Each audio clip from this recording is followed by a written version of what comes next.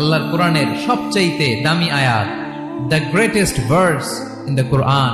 উবাই ibn Ka'b রাদিয়াল্লাহু তাআলা আনহুকে বিষ্ণু সাল্লাল্লাহু আলাইহি ওয়াসাল্লাম জিজ্ঞেস করলেন, উবাই বলো তো কোরআনের কোন আয়াতটা সবচেয়ে সেরা?